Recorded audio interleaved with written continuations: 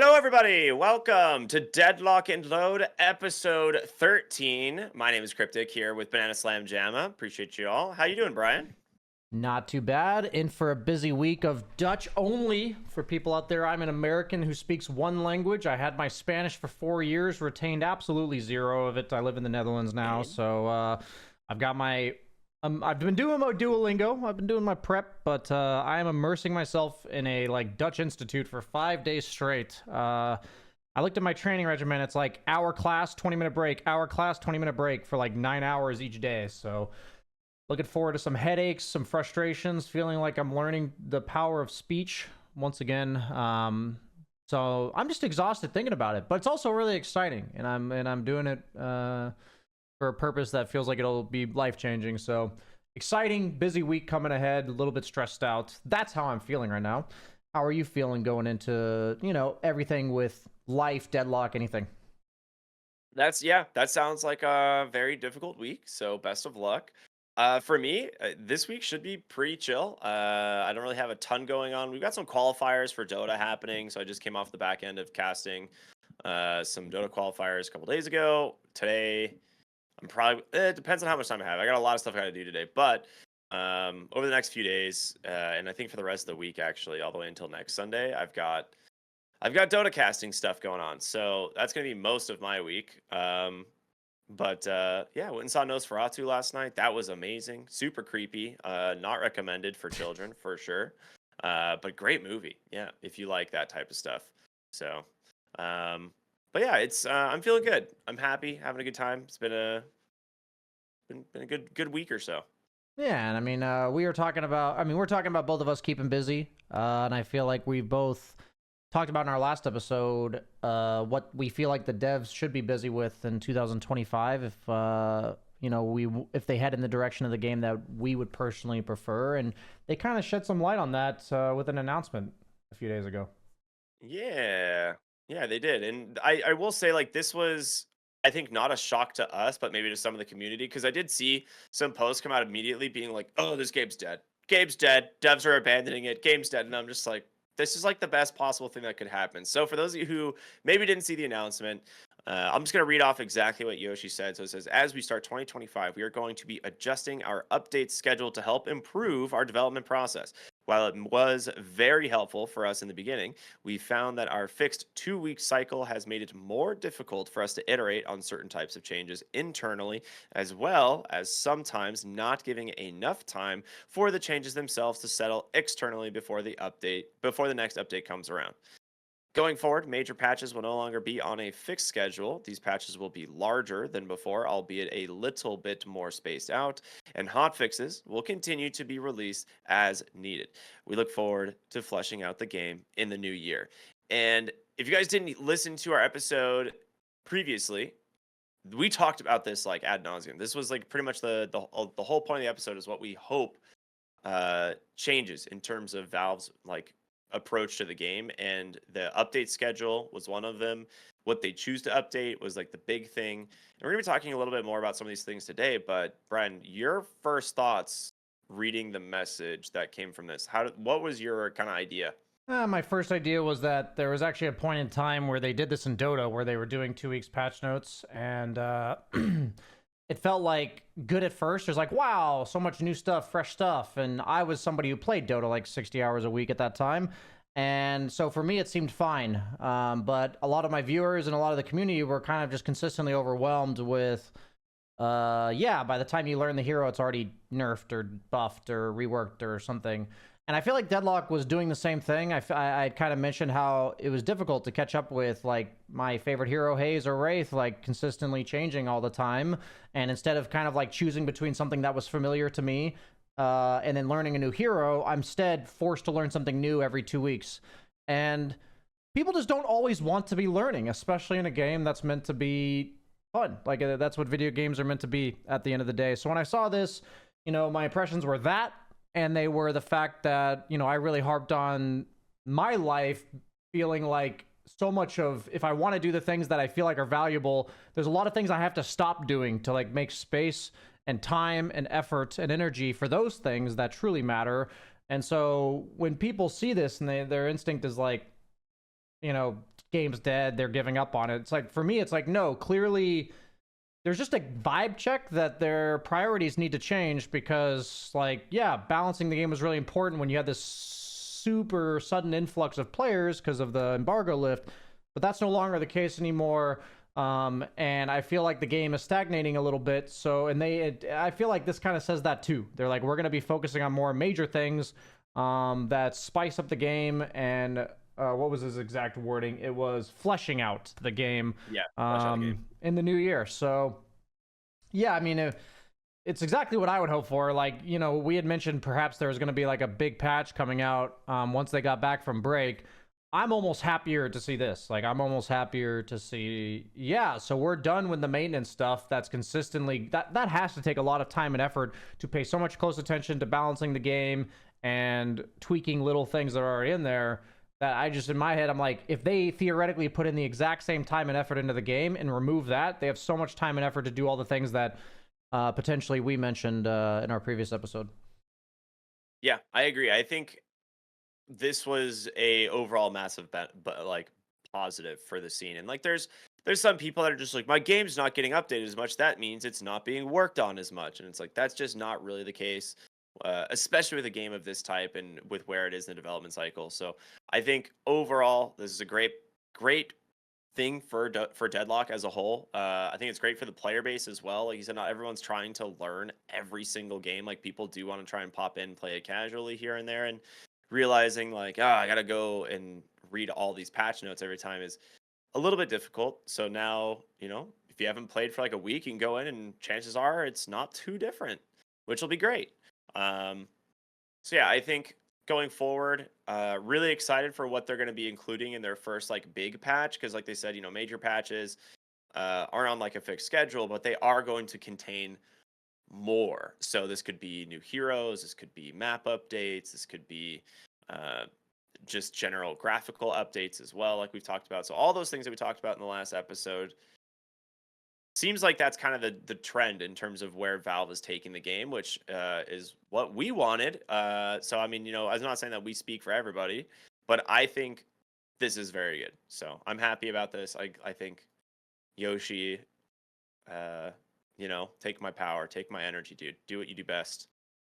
Yeah, absolutely. And I feel like one of the things we really wanted to touch on out of all the points we made last week in the last episode were that it feels like every game to some extent nowadays has like a sense of progression in it. And I think with the rolling schedule of patches consistently, like it felt like more like I was catching up to where I previously was like 2 days ago before the patch. And by the end of the 2 weeks, I started that cycle over again. It seemed much more cyclical rather than, it was more like a 2 steps back, or sorry, 2 steps forward, 2 steps back, rather than, you know, inching forward every so often that I choose to. And there's many different ways I think that progression can be implemented into a game. And I feel like, you know, both of us had different perspectives on, or different input on how and that can be, what it reminds us of, what other games have done right or wrong.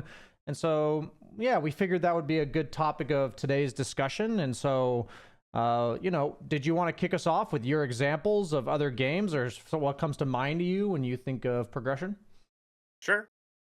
Yeah. So I think they're like kind of one of the important things to do would be to compare it to similar games, and then also just other games in general and what we think has gone well. Um, so the first thing I think of when it comes to progression is some way of showing your skill on particular heroes, especially in a game like this where a lot of people are going to be playing a subset of heroes, not one tricking per se, but they could be like maybe they only play one hero because that's the hero they like, but that's fine. It's going to be way more common in a game like this than you see in things like MOBA and other MOBAs like Dota, where people maybe play 60, 70 heroes that they just want to play, you know? But in Deadlock, you could see people just like, yeah, like for me, I love Infernus. I'm gonna keep playing Infernus. I like Abrams. I'm gonna keep playing Abrams.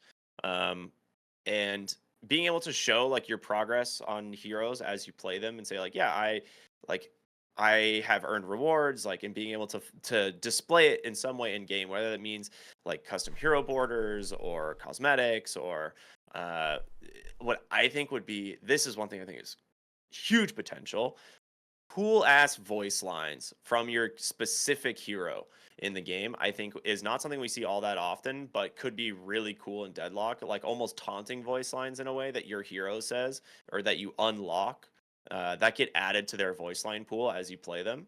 I think stuff like that actually could be super cool. But yeah, it's like I think my first thought is I want to be able to show that I like that these are the heroes that I play, that these are the heroes that I like, and feel rewarded as I play them, you know? Yeah, I mean, I think of Dota in that regard, and I think Dota, even though it has a much wider hero pool, it does have one tricks and people with maybe like 3 to 5 heroes that they like to play. And there's like, you know, if you're a Dota player, you're gonna know exactly what I mean. There's something different about seeing a Lina who's bronze tier with default cosmetics compared to a Lina who's grandmaster tier with Arcana. There's like shoulder piece that's worth like $100 and like this various different you know, voice lines that you unlock by leveling up. And you know, Morphling gets the voice lines of every hero in the game because he morphs into them. Like, these are things that, like, you know, it's not only, I feel like, for the player that's actually playing the hero, it also serves as like, oh shit, this guy has played like hundreds or thousands of games of Lina or Morphling. And it also kind of mentally prepares you for the game, kind of gives you a vibe check going in. Getting a good idea of like, wow, that guy's played a lot of Infernus, respect. Or, you know, overall taking pride. Like, I love seeing the level progression of nothing that makes you actually, you're not given any sort of advantage, right? There's no, I think we're all on the same page that none of this should give you, should never be an advantage. Yeah, nothing should actually affect gameplay. But yeah, I mean, feeling like you're rewarded in some other way than just a win-loss for when you play a hero, I think is super important. And games like this, I think they did an amazing job giving the heroes personality. And I think they did the same thing in Dota. I think it's one of the things that Valve does best. And when heroes have such defining personalities and toolkits, that makes people kind of bond with their heroes. Like, you know, there's just something about that hero that literally speaks to you. That's like, this is my dude, or this is my girl, whatever. And that bond is strengthened by having the ability to customize and unlock and reward for that hero. And yeah, I think there's just 0 degree of that right now in Deadlock. Yeah. Obviously, the game is on early alpha, early release, whatever, not even open to the public technically. But you know, that's one of the things that I would like to see ASAP. Like, because that is something that when you load into the game, you see it. Like, say if I'm a new player, I see it. And also, if I'm an experienced veteran, I'll immediately feel the payoff of spamming my favorite hero. Maybe I'll even be revitalized to like maybe I was learning new heroes and I'm like, I'm gonna go back to my main and unlock all the stuff that I was currently that they just released. So you know, that was something I had kind of thought about with every sense of progression, is you want to be able to hit as much of the player base as possible. And that definitely does. So I agree with you about hero unlocks and such. I also want to point out, I think that needs to be 100% free, because Dota Plus does paywall actually some aspects of like leveling heroes in a way, which I thought was pretty rough for a long time. But I do think if for Deadlock, like just in terms of leveling or like gaining experience and like showing off like how skilled you are on specific heroes, I think that aspect of it at least has to be 100% free, or else you're going to drive people away. So I think that aspect can be free. But when it comes to the unpaid aspects, there's the one thing that everyone always comes back to, which is the thing Valve invented themselves. So thank you, Valve. The Battle Pass, right? I think when the game comes out of early access and it's in, or maybe when it comes out to early access, they do like a season 0 type of thing, right? Where it's like, all right, we're putting the game out, we're going to do a trial Battle Pass or something. Battle passes are super important to getting people to return to the game, giving them a sense of something to accomplish, right? Yeah, no, absolutely. Battle passes of some sort that make it feel like there's also a bit of FOMO with that. Meaning like if you don't, there's maybe exclusive cosmetics or voice lines or whatever that are unlocked during that few months of playing, and so it encourages people to get to that at a certain amount of time. I mean, I think what you mentioned about everything being free, it's funny because there's like I agree with you for the record, but it's like a balance of you don't want people to be toxically addicted to your game, but you want them to look forward to playing your game and feel accomplished playing your game. And I feel like having it be that a battle pass encourages you to play the game is something Valve has done incredibly well, rather than feel like during TI they started doing like you had to pay $400 to get the Wind Ranger Arcana and stuff like that. I think they're at the point where the entire point or purpose of every action they should build is wow, shiny things for new players and promoting loyalty within the people who are playing the game. These are the type of things, free things that make the game spice it up a little bit, that keep the loyal players coming back. And it's like a way of saying, we care about you too. And I really think the video game industry is going that direction, where it feels like if the devs are listening, if they're giving back to the community for no other reason than just because, hey, throw you a bone, make it more interesting for you.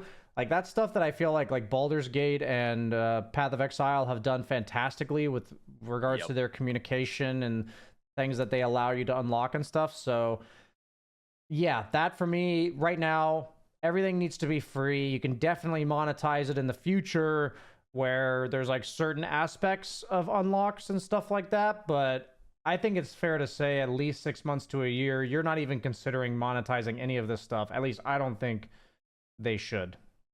I think within the first 6 months, if something comes out that's like asking people to buy stuff, it's just gonna be received very poorly. It's rather tone deaf, right? I feel like if you were to do that.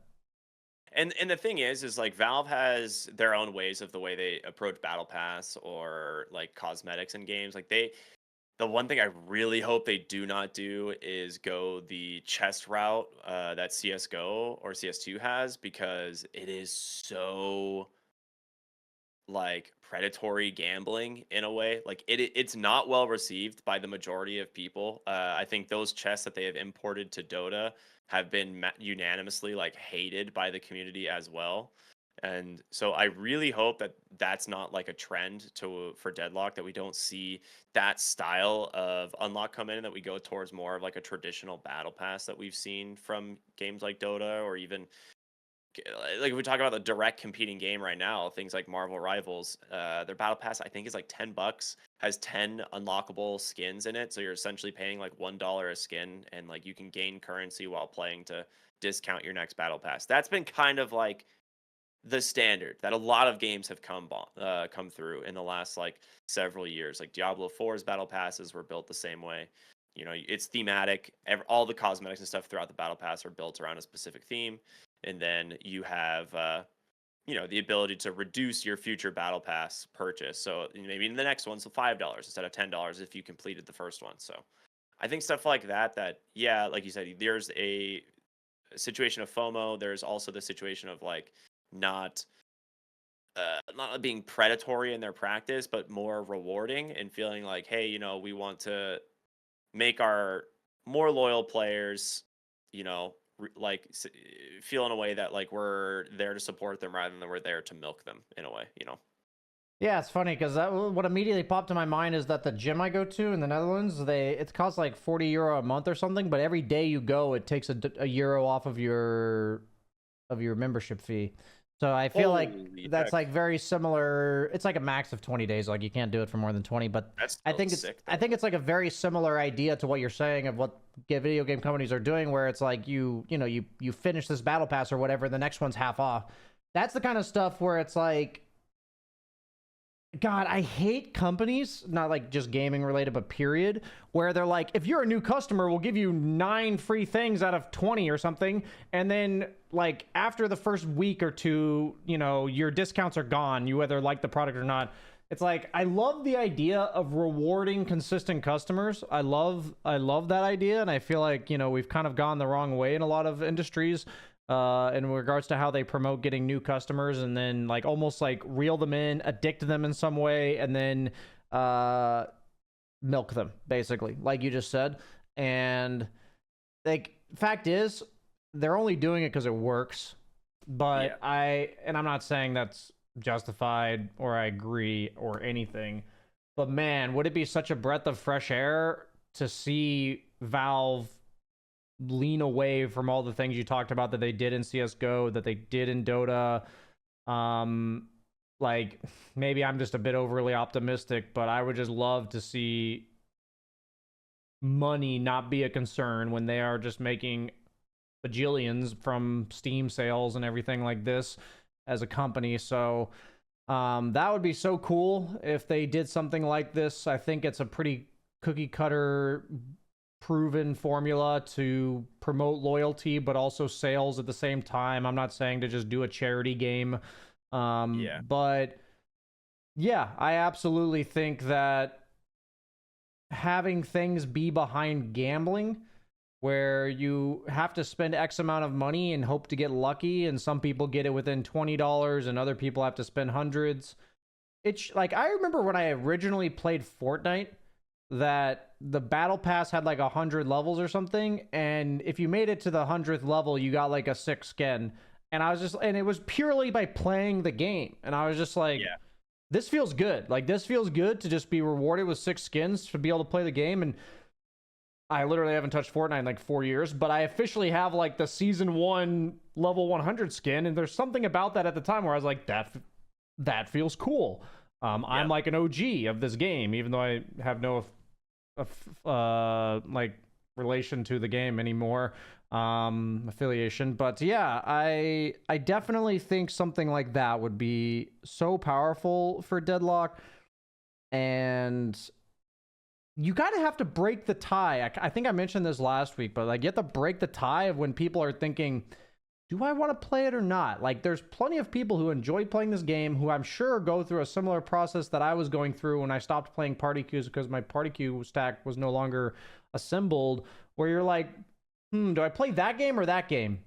And a lot of times these little progression things can just be the ticket to being like, I feel like I'll get more done, even if it's kind of like make-believe pixels, by going and playing that game. And people want to feel accomplished. People like to see numbers go up. And that doesn't just have to be a rank. That can be a level on your battle pass. That can be progression towards rare items. And yeah, just rewarding rather than the cow, like the cash cows of the game, the whales that just fork over a bunch of money. You reward the people who are truly loyal to your game. And yeah, I would love to see that. I could probably gush about that for hours. No, I mean it's true. Like though these things are effective in how they work. Like I, took a break off Dota, but went back and completed Crownfall, completed Nest of Thorns, like all these different things that like were milestones that I wanted to complete in the game, right? And those are the things that brought me back to keep playing. Not because I was like, oh, I want to go solo queue a bunch of Dota games. It was like, no, I want to see the rest of the story. I want to see, what it's all about, because I thought it was cool. But on the other side, like you said, sometimes when it comes to like gambling and cosmetics, like there's their winter chest that's out, the Frostivus chest has like 14 sets in there. They're all really cool, but there's only like 3 that I actually wanted, and I'm like, I can't justify gambling like $3 at a time and hoping I get 3 of the 14 sets. And it's like, I don't want to spend 30 some odd dollars to get all of these that I'm not even going to use. So it's just like, I just bought none of them. And it's kind of frustrating, right? Or it's like, if this was in a different package, it would be maybe more available or consumable by people. So this has just been the way Valve has done cosmetics in Dota for a very long time. But I agree with you. I would like them to take a fresh approach for Deadlock. I don't want it to be either Dotas or CS2s or like a mix of the two. I want them to like really critically think and come up with something a little bit new, that's different from their other games. I'll just be honest, right? I'll be honest. Or just like we talked about with their 2-week updates and Deadlock, it was great for like X amount of time, and then it just got old. That's kind of how I feel like it. And it's the same about loot boxes in Dota. Like, there was a period of time where it was a fucking rush trying to get like the best gear, and it felt like, I've played this game for like 4 years already. Why not fork over $100 to get the coolest thing ever? And eventually, like 6 years later, you're just like, I think it was somewhere around 2 or 3 years ago, I just stopped paying for things like in Dota, period. And it wasn't because I was less loyal to the game. I was just tired of it. It was just a very like worn out concept, I feel like, at the end of the day. And what if like every time you played a game of Dota, you had a 1 out of 1,000 chance of getting that item? That would be cool. Like, what if it's the exact same thing where you're gambling, quote unquote, but it's just by virtue of playing the damn game, you know? Like, and maybe you get lucky. It's just like playing Path of Exile where you're hoping for a rare drop and stuff like this, you know? And maybe that'll create some salty people, but it's also gonna like make some people's day or year or whatever when they get some cool drop from just playing the game and they feel rewarded and stuff like that. And I mean, the whole idea of gambling, I don't hate it if it doesn't involve money, which I guess in that case it's not really gambling, but I'm just saying luck-based things, I guess you could say. I think stuff like that is partially dangerous because it's like, okay, I'm gonna keep playing until I get this thing. It's like 2,000 games later, you don't get it, and somebody else got it on their 10th one and posted on Reddit for you. Those are always Valve people. Yeah, we all know that. Exactly. They just fucking coded the game to give themselves 1 on 10 games. You know, developer accounts and stuff. But yeah, I mean, now that I'm talking about it, I already thought there were a lot of possibilities for this. But yeah, there's just so many different directions of loyalty. There's a balance of money versus like, you just gotta whatever tone they come out with, meaning like you see it and you're like, yeah, that makes sense. That I just really hope whatever it is, I see that, you know. I'm like, okay, they have an idea that they have a loyal player base, but the player count has been declining, and like, so they kind of gotta reward the people that have stuck around, but also like encourage people to come back. That's kind of like the tone that I would hope to see with like a battle pass release or some sort of character progression. But at the same time, I also don't know what that looks like because I'm not a game developer. So yeah. I feel like I'll know it when I see it, but I couldn't tell you guys, you know, this is what I think they should do exactly. So in my head, I'm like, I actually was just thinking about that. So that's a great transition. I was just thinking that the priority, like we mentioned earlier, is finding a way to make hero progression a thing, right? Just like hero XP in a way that feels like it is rewarding to play your favorite heroes, or to maybe try all of them and you want to get unlocks for each hero. I think hero progression is something that needs to come in pretty soon. But the next point I want to say is I was thinking more about like what a battle pass would look like, and you kind of mentioned something that made me think about it. I think if they pull this game out of closed access and it comes into early access, like available to the public, it's on Steam, anyone can download it. It needs to be accompanied with like a season 0 battle pass for free, like 100% free. And all it is a thank you everyone for helping us make this game. Here's a bunch of cool stuff. And then, you know, season 1, whenever that comes out, like with the full release of the game, will be a paid battle pass. But I think that would be a really cool way for them to gain grace with like the community, and be a cool way to kind of thank all the people who've just been like working on the especially the early access, like people who are in here pre-release, pre-public embargo lift, right? So I think you can reward your current player base right now by doing like hero XP and like hero progression, and then kind of reward the overall community and all the people who checked out the game, who've been waiting for maybe some big thing to come out. And I think that would be a really cool way to kind of put a stamp on it and say, like, all right, this game is here. Let's do it. Yeah, I mean, I guess the sentiment I'd like to echo, I feel like we talked about it a few episodes ago, was that, you know, I think the problem with ranked being your primary source of progression is that if you lose a medal, say you spent 20 hours one week and you lost a medal, what do you come out of that? Like, as a human being, you want to see progress. Like, our psyche wants to get that dopamine hit from some sort of reward at the end of the tunnel.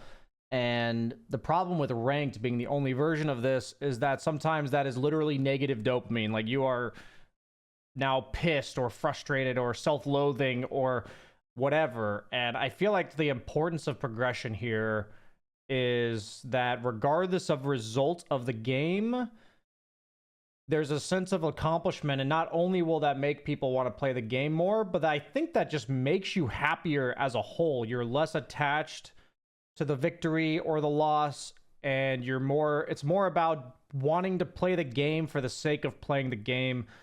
And I feel like that's what happened with Deadlock in the first 2 or 3 months. after the embargo lift, and after they added ranked, it felt like the shift was gradual but pretty rapid, towards much more try-hearted, toxic, reminding me of Dota, in regards to what solo queue feels like.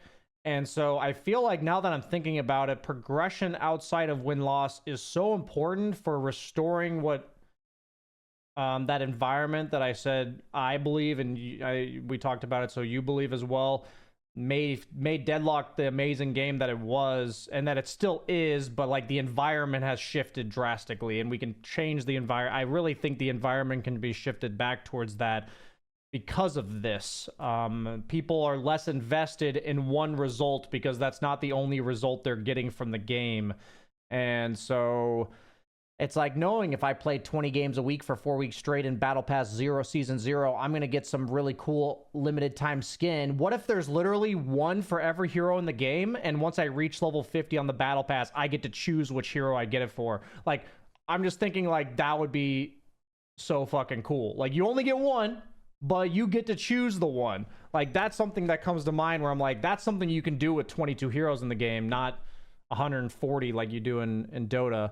And then like you can even do that for like the next 4 or 5 battle passes where it's like the exact same thing, but you can pick a new hero if you get to the top. Yeah, I'm just thinking of stuff like that where it's like, yeah, this shows I played Season 0. I may have gone 30 and 50 in my win-loss, but I earned that fucking, you know, I'm going to say haze because they're the toxic people. I earned that haze Arcana, quote-unquote, equivalent. And I just know for a fact that that would just totally change the tone and the vibe and the shift of how it feels to play 80 games and win 30. Like, that's just going to change so much, I feel like.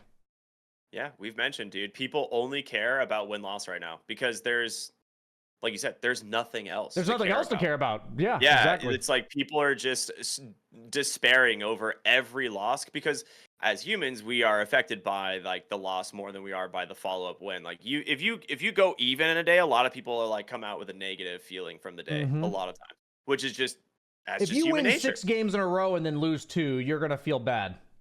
Yeah, most people. That's just how it goes, you know? Like it's just unfortunate.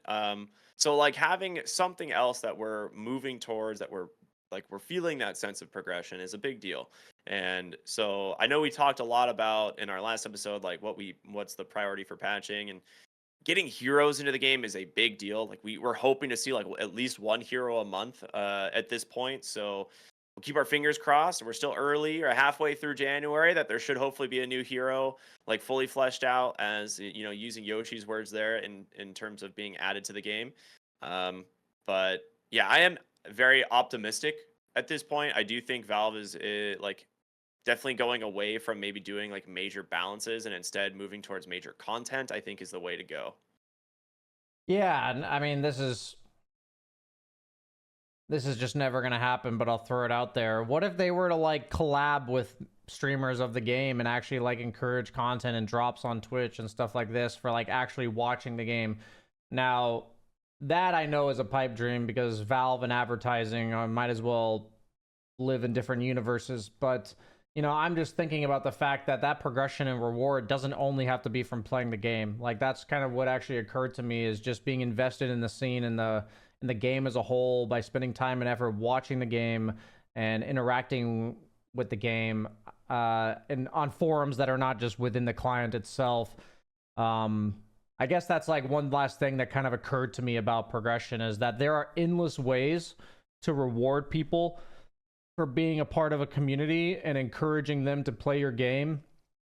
And the reason I'm so fixated on this, I think you as well, is because we both already agree that the base game itself is incredible. So if the player count's going down and we both think the game is incredible, it's not the game. So you gotta like think about things that interact with the game and are intertwined in terms of its success and the community around it.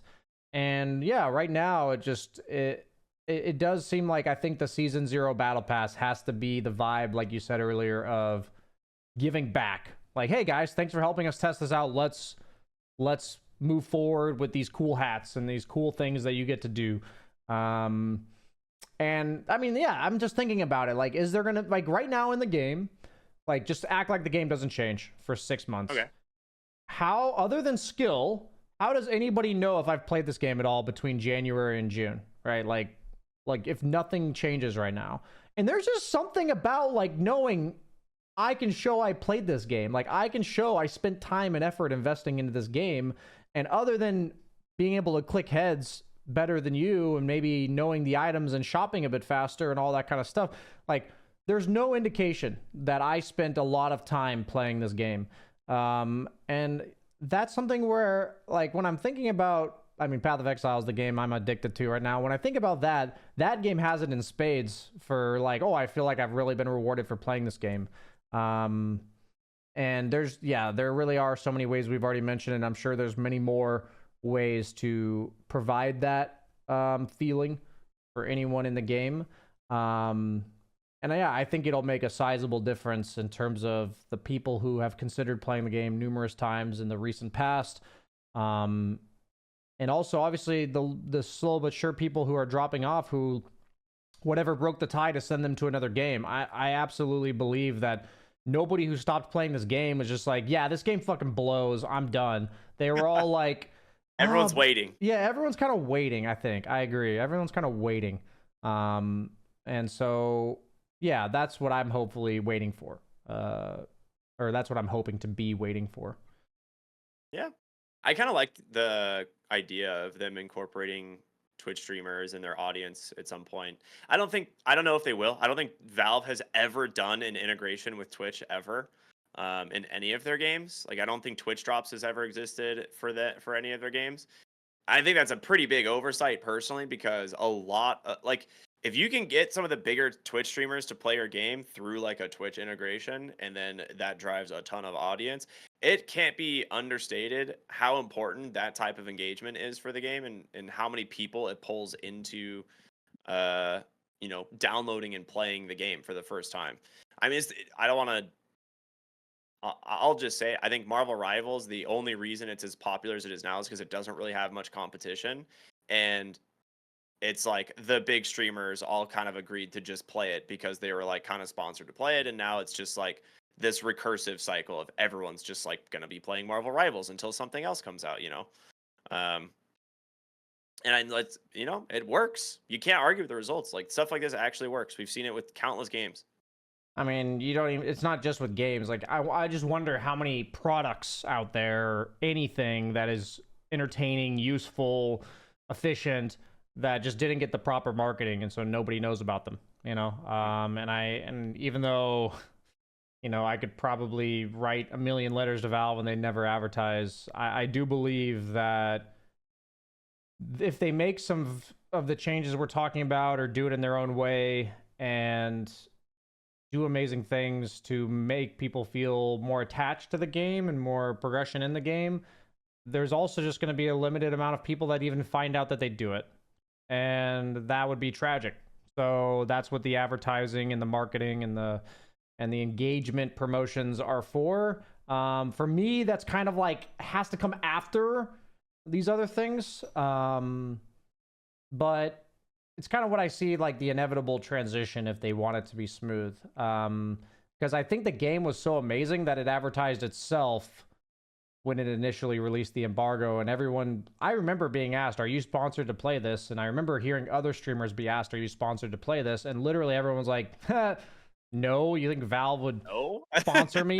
And I feel like if you're really and genuinely enjoying the game, nobody's going to be like, well, he got sponsored, I'm not going to play this game. Like, nobody thinks that. Like, you can tell if a streamer's enjoying the game. The sponsor might just be what it takes to get the streamer to try the game. And, then all the people that see it, yeah, advertising's powerful. It's an entire industry for a reason. But yeah, I mean, at the end of the day, I'm thinking progression and getting the word out there that there's progression. That's kind of the two things that go hand in hand that we're now touching on. And yeah, I mean, there's so much more we could go on about, I feel like, in regards to progression, but I think the best place to start is rewarding players for loyalty to their heroes for playing, and also something that's big and shiny that gets people coming back. Those are the I two agree. demographics that they really need to look at. I don't even think they need to worry about people who've never played the game yet. I think that can come later.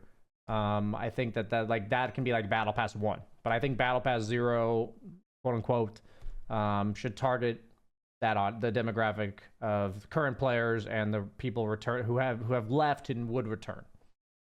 Yeah, I 100% agree. I'm with you on that one. I'm excited, man. Deadlock is, I think, in a good spot. Well, I am curious as to when the next patch is coming out because you and I were like, oh, maybe it'll come out, end of this week, before you leave. But you're gonna be taking off, so we'll see if it unfortunately drops this next week. But either way, I think Valve's cooking. You're not just twiddling their thumbs. So I think the next patch is gonna be something definitely to look forward to. But something we always end our podcast with is the what we learned this week. And last week we did our New Year's resolutions. I think I went first, so I'm gonna let you go first. Unfortunately, you haven't started your Dutch camp. Otherwise, that would have been your, probably your what we learned this week segment. But what did you learn this week, Brian? What did I learn this week? Oh man, I feel like I should have contemplated this before because I mean, the problem I'm actually having this week when you ask me this question is I'm thinking of like a million things at once. Um, I guess the main thing I've learned this week is I already kind of knew how powerful journaling was, but I have a calendar book now that I'm starting to mark down general habits that I think indicate that I'm doing something I don't want to be doing. So a perfect example is I'm trying to be more diligent about eating healthier and having food around consistently. And I realize that I order takeout when I don't have enough food in the fridge for dinner. So if I order takeout, that indicates I'm not taking care of myself in that way. And so I started marking down days that I order takeout. And so for me, I'm like, wow, that actually hits me hard when I see I ordered it twice last week. That means I didn't have myself taking care of myself 2 days 2 days of last week. So I guess I'm learning the power of just taking a quick note in a book that tells me like, do better, but in a way that you think is meaningful. So power of journaling, TLDR, has been my week, or another power of journaling. What about you? What did you learn this week? What did I learn this week? So this week has kind of been a little bit of a blur because it was mostly just overran by casting and work. But I guess what I learned this week, I have been doing some home improvement lately. So doing some stuff around the house, and I've been working on a project to try and like put up this big canopy in my backyard to give us like shade over our porch, or I guess our like back patio area because it's uncovered. And here in Arizona, like having an uncovered patio makes it That's just, death. Yeah. yeah, it's just not usable. So yeah, I managed to finish up that project. So a lot of it was just learning like how I can attach and build this structure in a way. So yeah, but it's up. It looks good, and I hope it doesn't break. That's where I'm at. It hasn't broken. It's been up for 2 days now. So I guess that's what I learned this week. I learned to build this big canopy thing. So Yeah, if any people watching and listening need a canopy built in Arizona, you oh officially god, have Ricky to do that I'm an for you. expert now. Yeah. Yeah, absolute expert. Um, But yeah, I think that will bring episode 13 of Deadlock and Load to a close. We really hope you guys enjoy the episodes, and if you guys are watching on YouTube, make sure to subscribe, or on Spotify if you're just listening in the car, or hopefully not in the shower. Go ahead and subscribe as If I'm in well. the shower, I'll whisper, "Hey, nice soap lathering you." Okay, we lost so many subs for that. Oh god. No, Cut that out. yeah, it's fine. I really appreciate everyone who's been tuning in. It's now up to you and me, Brian. We're gonna be the word of mouth spreaders for Deadlock. You said we got to get the Yes. word out. We'll just keep doing it. So if you guys like the show, recommend us to your friends, or give us rate the show. Let us know what you think. But yeah, that'll do it. Yeah, Final thank thoughts, you for Brian? listening, everybody, and we'll see you for the next one. Peace.